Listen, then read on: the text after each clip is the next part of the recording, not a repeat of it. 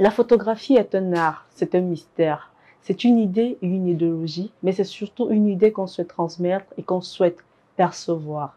Alors aujourd'hui, j'invite un expert de la photographie. Il ne sera non pas derrière la caméra, mais cette fois, il sera avec moi devant la scène. Nous allons parler surtout de ce métier fabuleux, ô combien majestueux que nous adorons tant. John West sera l'invité du coin de l'entrepreneur aujourd'hui.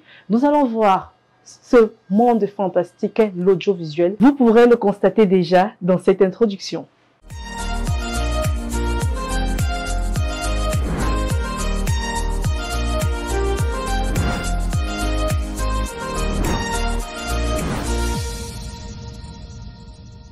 Pour cette première diffusion de ce mois de mai, il a accepté d'être notre invité. Lui, c'est John Walsh. Il est avec nous ce jour. Bonjour John et bienvenue dans le coin de l'entrepreneur. Hello, Is. J'espère que tu te portes bien. Ouais, I'm feeling so good. Et la journée? Toujours en forme. À part le soleil, quand je sors, parce que dites-vous que je suis un vampire, donc c'est important. Le soleil, ça brûle too much. Alors, tu es photographe professionnel, mais aussi infographe. Mais on va commencer par le métier de photographe. Aujourd'hui, on constate que c'est un métier qui prend de plus en plus de l'ampleur, que ce soit avec les influenceurs, que ce soit avec les nouveaux métiers TikTokers. La plupart de ces personnes se lancent et sont toujours à la recherche d'un photographe professionnel.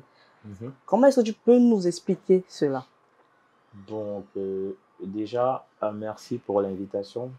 Et ce que je peux dire par rapport à ça, c'est quoi? C'est que la photo, d'abord, à la base, il y a ce qu'on appelle d'abord derrière l'image. Ouais. Ouais, il y a d'abord ce qu'on appelle l'image.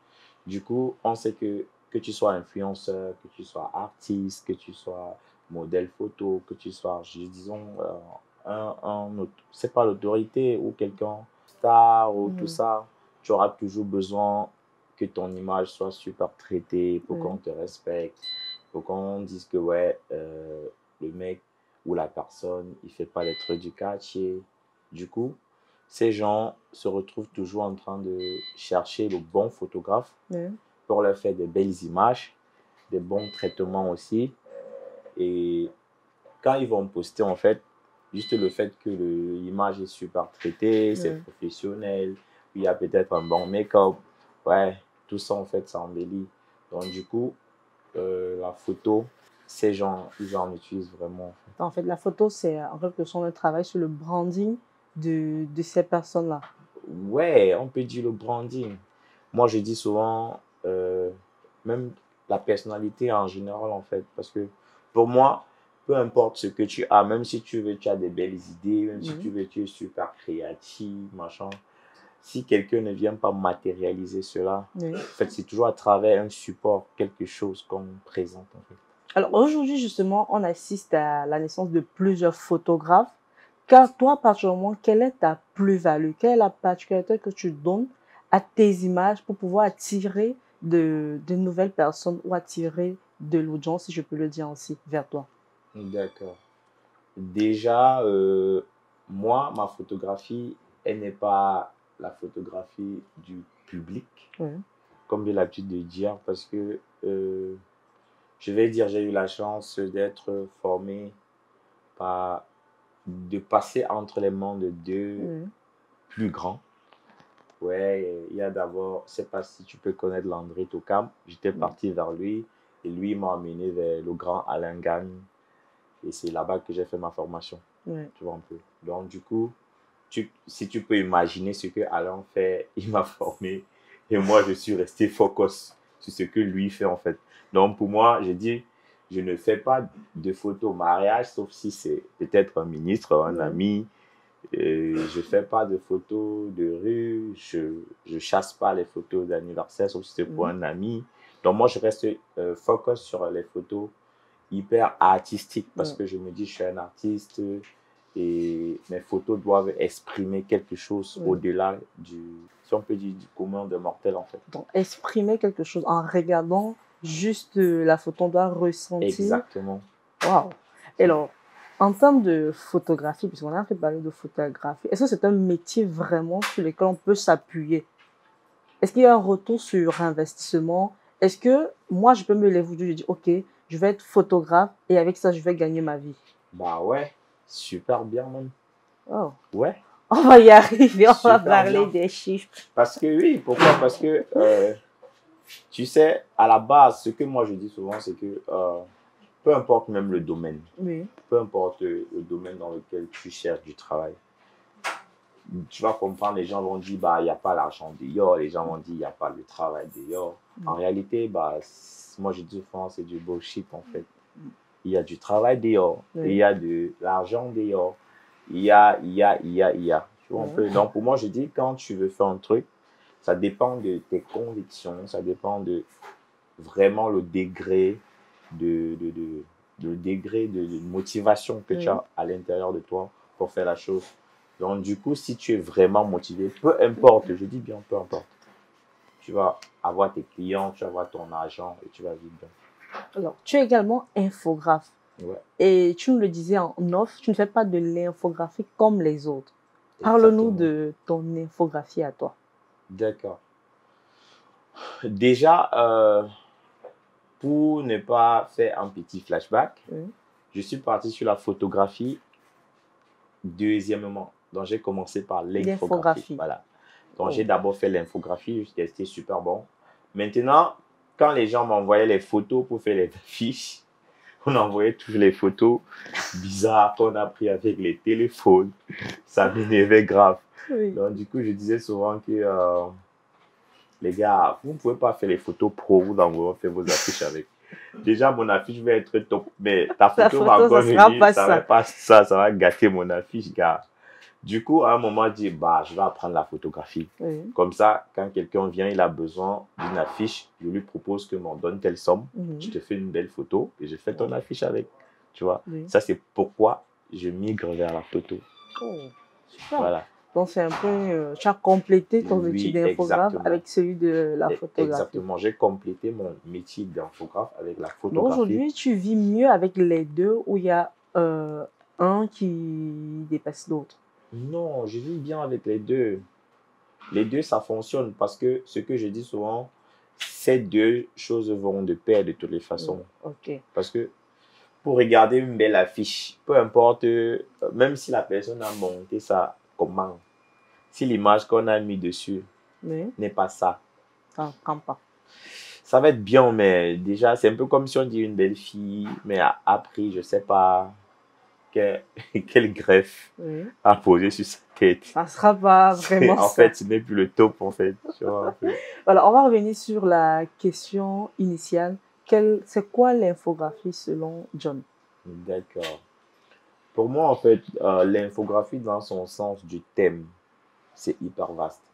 Dans l'infographie, on va retrouver les créations du packaging, on va retrouver même le design d'intérieur, c'est toujours l'infographie. On va retrouver que ce soit le graphisme, c'est toujours dans l'infographie. En fait, pour moi, c'est un domaine hyper vaste. Du coup, quand tu dis tu vas t'aventurer sur l'infographie, il faut chercher à aller à 360 degrés, comme j'ai l'habitude de dire, à chercher c'est quoi, machin, c'est quoi, ça peut satisfaire dans quel domaine, ça peut faire quoi, tu vois un peu. Du coup, quand je dis, moi, je ne fais pas l'infographie comme les autres, c'est juste une façon de dire, moi, je vois les choses à 360 degrés. Ça veut dire que si tu viens chez moi, avec ton logo, que tu veux vendre tes chips, par exemple, tu dis, j'ai besoin que tu me fasses un logo pour vendre mes chips. Moi, je vais t'écouter, mais je vais te donner une vision hyper large, en fait, de ton truc. Parce que d'autres personnes qui se disent infographes, quand tu viens chez lui, tu vas dire, par exemple, ils savent que dès celui qui a même fait l'effort, jusqu'il a créé ton logo, il s'arrête là, il te donne même le fichier JPEG, ça suffit. En fait, c'est les règles, en fait. Oui, tout se situe au niveau des règles. Et justement, sur Internet, on a vu tes travaux et de là, on en a constaté que tu travailles avec certains artistes connus du domaine musical et parfois même du cinéma. Parle-nous, comment s'est fait la rencontre avec ces artistes-là et quels sont les grands artistes avec lesquels tu as déjà collaboré jusqu'ici? Bon, côté genre rencontre, Ouais. Moi, je dis souvent que un bon marabout ne fait pas de pub. Donc, tu vois un peu, Ça vient voilà, une seul. façon de dire, quand tu es bon, c'est bouche à oreille, en fait. C'est que, ouais, celui-ci va te dire, gars, j'ai besoin de faire tel truc. Voilà le numéro aussi. Tu vois un peu. Oui. Donc, moi, en fait, c'est comme ça. Et bizarrement, je pars pas vers les gens, d'habitude.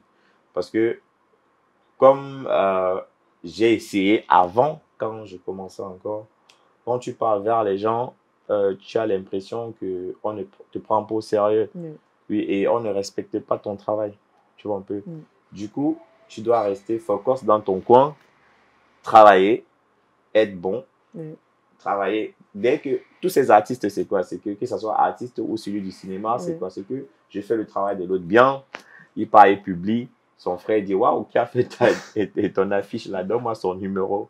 Il vient, il m'écrit, ouais, j'ai pris ton numéro comme ça. Après, ainsi de suite, en fait. C'est comme ça que moi, je récupère mes clients. Et c'est vrai que parmi les artistes, moi, j'ai reconnu, si je ne me trompe pas, Esthétique Moana. Voilà. Et il y a également d'autres, je ne sais pas si tu peux me citer certains avec qui tu as travaillé. Ouais. Il y a Esthétique Moana, il y a le DJ Champagnard, ils sont nombreux. Il y a Fabregas Love, il y a l'autre là qui est là-bas en France, son nom c'est un peu quoi là. Il y a King Ben, ils sont nombreux. Ils sont nombreux. Il y a même Tony Noboji, tous ces gens, même Stanley, que ça soit même Franco, ouais, presque tous ces gens en fait. Alors, on t'entend parler et on a l'impression que dès le départ, ça a été facile. Et pour des personnes à vision, c'est que le départ n'est jamais chaud, un fleuve tranquille. Donc, parle-nous de tes débuts, comment est-ce que tu t'es lancé, comment est-ce que tu as trouvé tes premiers clients, les difficultés que tu as eu à rencontrer. Voilà. Bizarrement, ça a été facile. Sérieusement? Ouais. En fait, moi, je dis souvent facile. Pourquoi? Parce que je suis convaincu à l'intérieur de moi, c'est que quand tu veux un truc et que vraiment tu le souhaites à l'intérieur, tu l'auras. Pourquoi? Parce que moi, pour la petite histoire, ça commence comment? Je faisais pas l'infographie, je faisais pas la photographie. Je traînais encore quelque part là-bas vers ancien troisième, là où on vend les CD. Tu vois les gens qui vendent les CD là-bas.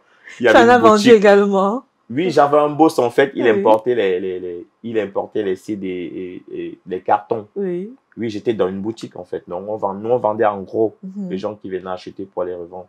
Là-bas, je faisais encore rien. Voilà. Bon, je voyais les affiches, que j'étais d'abord passionné depuis tout petit, que je vais faire l'infographie, mais je ne savais pas ce que c'était l'infographie. Après ça, je quitte de là. Je travaille jusqu'à tel nombre de temps, mon agent atteint telle somme, je dis que bon, je vais aller faire ma formation. Je pars pour m'inscrire à la formation. C'est hyper cher. Je dis, j'ai pas assez d'argent pour faire ça. Et moi, j'aime toujours faire mes trucs par moi-même. J'aime pas demander les trucs aux gens. Du coup, je suis rentré, j'ai acheté ma machine, j'ai acheté ma clé Internet. Je me suis enfermé à la maison 1 an. Sérieux? On me regardait comme un vampire. Non, genre, tu sors le matin, tu achètes à manger, tu entres, tu fermes. Pendant 1 an. Après les 1 an, donc, quand je sors, c'est quand Franco sort coller la petite, quand ça me fait de chauffer. Je me ramène vers mon ami Westby qui faisait les beats, les sons comme ça. Il m'amène dans le studio du producteur de Franco. Le mec lui demande, ton ami, il fait quoi? Il dit, il est un photographe, il fait la photo. Il prend l'appareil photo, il me donne. Il me dit, ok, on m'a dit, tu fais la photo. Fais la photo, je vois. J'ai fait la photo, il me dit, bon, ok, tu vas souvent filmer mes artistes, tu rentres chez toi l'appareil. Quand tu as souvent tes marchés, tu gères. Moi, j'ai pas d'argent à te donner. Tu as su saisir l'opportunité. Exactement. En fait, j'étais là au moment, quand je dis c'est facile, c'est juste pour dire, je réussis à être là où il faut, au moment qu'il faut. Du coup, parce que lui, il me prend, pas quand je fais 2 photos, le lendemain, il me dit, ok, je vais t'envoyer voir Landry Toukam, il va te donner encore quelques règles. Je pars le lendemain, arrivé, lui dit que il y a un séminaire de photos à quoi je vais t'amener là-bas. Donc, presque en 2 semaines, on arrive là-bas, c'est Alain Gagne qui parlait de la lumière sur la photo.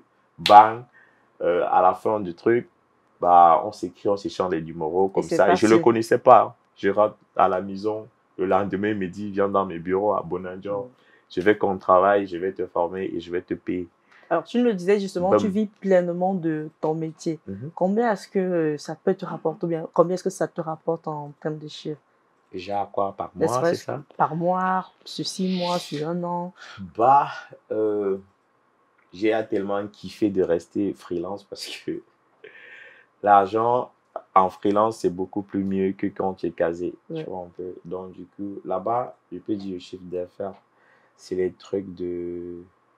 Il y a les mois que tu peux te retrouver à 250 000, les mois que tu peux te retrouver à 300 000, 400 000 même parfois. En tant que freelance? Oui, en tant que freelance. Et ça fait combien d'années que tu as décidé de lancer ta propre boîte en travaillant en tant que freelance? Bon, dès que j'ai fini chez l'autre, directement, j'ai dit, bon, merci, je peux pas. Il voulait me payer maintenant pour continuer, mais j'ai dit que non, merci, j'aime pas trop. Et boum. Il est temps pour moi de se lancer. Alors, merci déjà d'être venu et merci d'avoir accepté notre invitation. Qu'est-ce que tu peux dire à tous ces jeunes-là qui souhaitent se lancer dans la photographie et qui hésitent parce que peut-être ils se disent que c'est pas le métier qu'il faut, c'est un métier qui ne paye pas aujourd'hui? D'accord. Déjà, merci pour l'invitation. Ce que je vais dire en fait aux jeunes, c'est quoi? C'est que à la base, quand tu veux un truc, il faut mettre les moyens qu'il faut pour l'avoir. Il faut savoir saisir les chances. Il faut savoir aussi qu'il ne faut pas aller faire un truc juste parce que tu as vu l'autre faire. Si tu ne kiffes pas le truc, ça ne sert à rien que tu partes là-bas. Sinon, tu vas gâcher juste ton temps pour rien.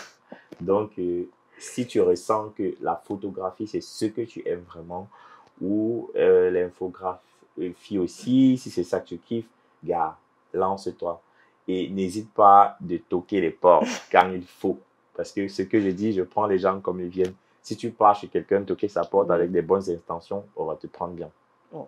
Lance-toi, n'hésite pas à toquer les portes parce que les portes s'ouvriront toujours pour toi. Nous étions avec John Wesh et il nous a donné beaucoup de conseils. Et surtout les amis, n'hésitez pas à être là quand il faut et au moment où il faut. C'était toujours un plaisir. Rendez-vous samedi prochain.